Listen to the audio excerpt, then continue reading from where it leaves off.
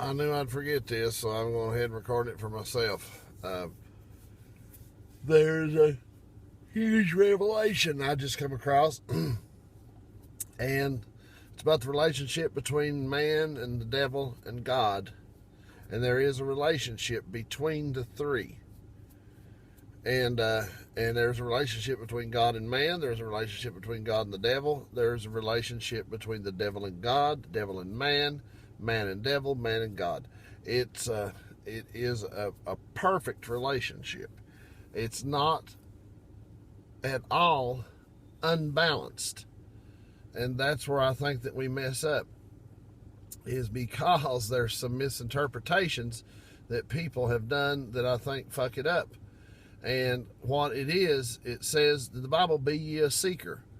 And then it says, turn from evil. Turn from this. Don't touch, don't do this, don't do that. But it wants you to be curious. It says, be a seeker, be ye a seeker. And then it says, try the spirits to see whether they are of God. Try the spirits to see whether they are of the Lord. And, then you'll know, because it said in the Bible, it does not give you, God does not give you the spirit of fear. So you know exactly where that's coming from. And so then the next thing that happens is that once you encounter the situation, it in a way, man has turned it around to where it looks like that if you've touched it, you've done wrong. But it's once you touch it and you experience it, it's sin. And then in the teachings of Jesus, he forgave the whore and he said, go and sin no more. But I think he meant quit what it was that you was doing that was bad in your life and go from there. So the instruction is as follows. It's to stray from it once you know what it is.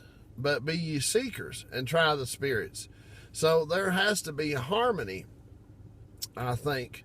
And then the Holy Ghost, I guess, which is the sepulcher of the Spirit. That's the way I see it. I don't know what that guy does, but he lights the fire, I guess. But anyway, the thing that it really gets me is, it's that aspect of making people think to do anything wrong is a mistake and a sin, and it creates a rigidness to the Christian that they don't react, they don't yield, there's not this ebb and flow that promotes happiness, because happiness is not a singularity in this life.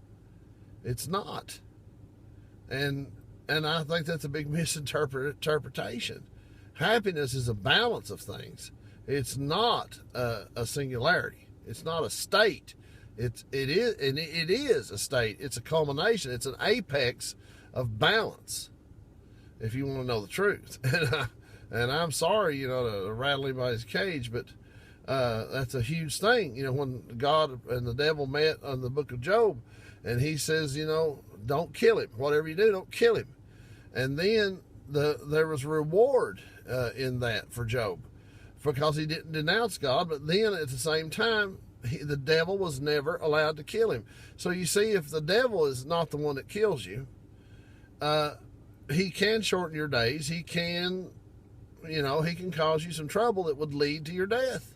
So he can hasten your death, but he can't commit it.